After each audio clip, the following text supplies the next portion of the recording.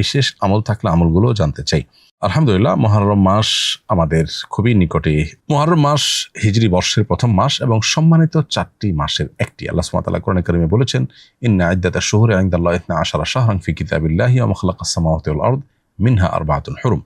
নবমণ্ডল এবং ভূমণ্ডল সৃষ্টির দিন থেকে আল্লাহর কাছে বছরের গণনায় 12টি মাস রয়েছে, তবে এর মধ্যে 4টি মাস হলো বিশেষভাবে সম্মানিত এবং মর্যাদাপূর্ণ।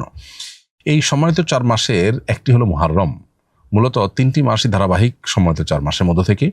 তার একটি হলো জিলকদ, অপরটি জিলহজ, আর শেষটি হলো মুহররম। আর 4র্থ নম্বর মাসটি হলো রজব মাস, যেটি শাবান এবং জুমাদা সানিয়ার মাঝামাঝি মাস।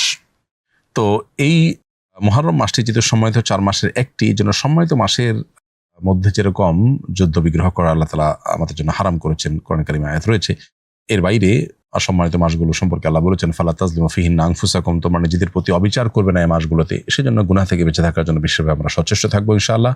আর মুহররম মাস সম্মানিত মাস হিসাবে তার যে বিশেষ সম্মান রয়েছে সেটা রক্ষা করার পাশাপাশি স্পেশালি মুহররম মাসের একটা করণীয় আছে, সেটি হলো বেশি বেশি নফল রোজা রাখা। নবী করিম সাল্লাল্লাহু আলাইহি ওয়াসাল্লাম বলেছেন, আফদালুস সিয়ামি বা'দা রমাদান শাহরুল্লাহি মুহররম, অর্থাৎ রমজানের পরে সবচেয়ে উত্তম রোজা হলো আল্লাহর মাস মুহররম মাসের রোজা, যেটা সহিহ মুসলিমে বর্ণিত হয়েছে। বিধায় মুহররম মাস জুড়ে বেশি বেশি নফল রোজা রাখার চেষ্টা আমাদের করা দরকার। আর মুহররম মাসের 10 তারিখ, যেটাকে আশুরা বলা হয়, সেটাকে কেন্দ্র করে আসরের দিন এবং তার আগে অথবা পরে আরেকটা দিন যোগ করে মোট 2টি দিন রোজা রাখার বিশেষ ফজিলত রয়েছে। এর মাধ্যমে আল্লাহ রাব্বুল আলামিন 1 বছর পূর্বের গুনাহ আমাদেরকে মাফ করে দিবেন। অতএব মুহররম মাস উপলক্ষে আমরা আশুরার রোজা আর পুরো মাস জুড়ে বিশেষ রোজা এবং সম্মানিত মাস হিসাবে যে সম্মান প্রদর্শন সেটি আমরা করবো ইনশাআল্লাহ তাআলা। অনেক মসজিদে দেখা যায় দামি টাইলস লাগানোর কারণে সেজদাতে গেলে নিজের ছবি দেখা যায়। এটি কি নামাজের কোনো ক্ষতি হবে? এরকম টাইলস লাগানো উচিত নয়, এরকম পাথর লাগানো উচিত নয়, যেটা দিকে তাকালে নামাজি ব্যক্তি নিজের চেহারা দেখতে পাবে এবং মনোযোগ সেদিকে চলে যাবে। বরং মনোযোগ নষ্ট হওয়ার মতো কোনো বিষয় নামাজের মধ্যে রাখা উচিত নয়। সম্প্রতি আমি হজ থেকে ফিরেছি। এটা আমার জীবনের প্রথম দেশের বাইরে যাত্রা ছিল, তাই পরিবারের সবার জন্য উপহার কিনে এনেছি। আমার বাবা বলছেন কেনাকাটা করার কারণে আমার হজ কবুল হয়নি। তিনি আমাকে বকাঝকা করছেন আর বলছেন আমি নাকি সব টাকা নষ্ট করে এসেছি। তাহলে কি আমার ফরজ হজ আদায় হয়নি? এখন আমার করণীয় কি? হজের সাথে কেনাকাটার আসলে কোনো সম্পর্ক নেই। কেনাকাটা করলে হজ নষ্ট হয়ে যায় এমনটি মনে করার কোনো কারণ নেই। হজের যে আমলগুলো সেগুলো যদি আপনি যথাযথভাবে করে থাকেন, পাশাপাশি আপনি যদি হালাল উপার্জন থেকে হালাল জিনিসপত্র কেনাকাটা করে থাকেন, তাহলে সেক্ষেত্রে সেটা সম্পূর্ণ জায়েজ। এক্ষেত্রে আপনার বাবা যেটি বলছেন সেটি ভুল বলছেন। অতএব আপনি কেনাকাটার কারণে হজ নষ্ট হয়ে গেছে এমনটি মনে করার কোনো কারণ নাই। কিন্তু অনেকেই আছেন যে কেনাকাটাকেই প্রায়োরিটি দেন এবং আমল ইবাদতের প্রতি কোনো খোঁজখবর নেই, তাদের শপিংটাই মূল হয়। সেটা যদি হয় তাহলে সেক্ষেত্রে সেটা আল্লাহর কাছে মাবরুর হজ বা ভালো হজ হিসাবে পরিগণিত হওয়াটা কঠিন। আমি আগামী বছর হজে যাব ইনশাআল্লাহ। শুনেছি আপনি এবছর হজ করে এসেছেন। আপনার হজের অভিজ্ঞতার আলোকে আমাকে পরামর্শ দিবেন যাতে আমি যথাযথভাবে প্রস্তুতি নিতে পারি। প্রিয় দর্শক, আপনার প্রতি আমার পরামর্শ থাকবে হজের আগে যথেষ্ট প্রশিক্ষণ গ্রহণ করবেন। আসুন্নাহ ফাউন্ডেশন থেকে আমরা হজ প্রশিক্ষণ দিয়ে থাকি প্রতি বছর 3-4টি বা কোনো কোনো সময় 5টি ধাপেও আমরা প্রশিক্ষণ দিয়ে থাকি। আমাদের 500 লোক এর সংকলন হয়, এরকম একটি অডিটোরিয়াম আছে। সেখানে আমরা এক ধাপে সবাইকে ট্রেনিং করিয়ে শেষ করতে না পারলেও কয়েক ধাপে আমরা সবাইকে প্রশিক্ষণের আওতায় আনার চেষ্টা করি। সেখানে 6 থেকে 7 ঘন্টা ব্যাপী প্রায় 400 স্লাইড প্রেজেন্টেশনের মাধ্যমে হজের পূর্ণাঙ্গ প্রশিক্ষণ দেওয়া হয়ে থাকে। এর বাইরেও আরও বিভিন্ন ওলামায়ে কেরাম বিভিন্ন উদ্যোগে বিভিন্নভাবে তারা হজের প্রশিক্ষণ দিয়ে থাকেন। বিধায় যথাযথভাবে হজের প্রশিক্ষণ নেবেন, এটি হলো আপনার প্রতি আমার পরামর্শ। আর দ্বিতীয়ত হলো হজকে বিস্তারিতভাবে জানবার জন্য আপনি একাধিক বই পুস্তক আগাগোড়া পড়বেন, সম্ভব হলে গ্রুপ স্টাডি করবেন। এর মাধ্যমে আপনার হজের বিষয়টা আপনার জন্য সহজ হবে এবং আপনি পারফর্ম করতে পারবেন ইজিলি ইনশাআল্লাহ। আল্লাহর কাছে দোয়া তো করবেনই, আল্লাহ যেন আপনাকে হজ সহি শুদ্ধভাবে সঠিকভাবে করার তৌফিক দান করেন। কারণ হজ করতে গিয়ে টুকটাক তো বটেই, কোনো কোনো ক্ষেত্রে বড় বড় ভুল পর্যন্ত করে অনেকে আসেন, যেটা পরবর্তীতে তার প্রায়শ্চিত্তের কারণ হয়। নবীজি সাল্লাল্লাহু আলাইহি সাল্লামের পেশাবও সুগন্ধযুক্ত ছিল বলে সিরাতের এক বইয়ে পড়েছিলাম। তাহলে কি নবীজির পেশাব পবিত্র ছিল এবং তার সুগন্ধি বা পানির মতো ব্যবহার করা যেত? নবী করিম সাল্লাল্লাহু আলাইহি সাল্লামের ঘামে সুগন্ধি ছিল, এটি বিশুদ্ধ হাদিস দ্বারা প্রমাণিত।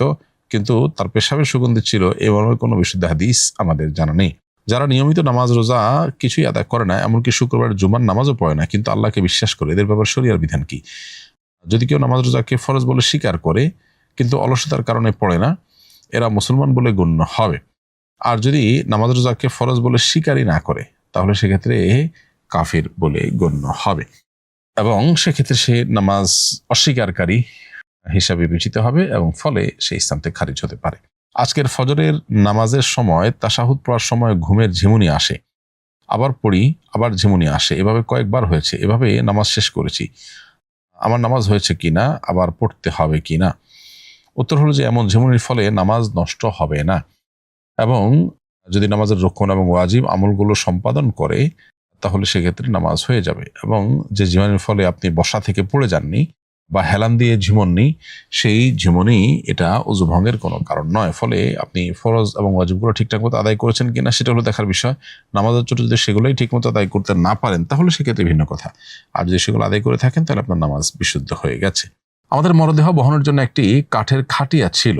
এটি আগে জানাজা ও দাফনের কাজে ব্যবহার হতো, এখন এটি দুর্বল ও অচল হয়ে গেছে।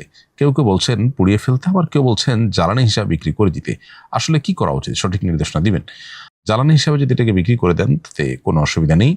আর যদি বিক্রি করে দেওয়া হয়, এটা ব্যবহার উপযোগী থাকে, কেউ যদি ব্যবহার করতে পারে, তাহলে বিক্রির টাকা দিয়ে আবার একটা খাট বা জাতীয় কাজ করা হলো, সেক্ষেত্রে কোনো অসুবিধা নেই। তবে ব্যবহার অনুপযোগী হয়ে গেলে সেটা তো আর বিক্রি করার কোনো বিশেষ লাভ নেই। পুড়িয়ে ফেলতে পারেন বা জ্বালানি হিসাবে ব্যবহার করতে পারেন কিংবা বিক্রি করতে পারেন। আমার শ্বশুর বয়োবৃদ্ধ, নামাজের জায়নামাজের অনিচ্ছায় পেশাব করে দিয়েছেন। জায়নামাজটা অনেক মোটা, নিংড়ানো সম্ভব নয়, এটাকে পবিত্র করার পদ্ধতি কি? আর জায়নামাজকে অপবিত্র করে ফেললে নাকি এর বিনিময়ে সাদেকা করতে হয়? এই কয় টাকা সাদেকা করতে হবে? আর শেষেরটা দিয়ে শুরু করি। জায়নামাজকে অপবিত্র করে ফেললে সাদকা করতে হয়, এরকম কোনো কথা কোরআন বা হাদিসে কোথাও বর্ণিত হয়নি। কোনো ফিকহ ফাতোয়ার কিতাবে এরকম কোনো মাসআলা আমাদের চোখে পড়েনি। ফলে আমরা বলতে পারি যে জায়নামাজ যদি কোনো কারণে অপবিত্র হয়ে যায় তাহলে করণীয় হলো সেটাকে পবিত্র করা, এর বাইরে কোনো বিশেষ করণীয় নেই।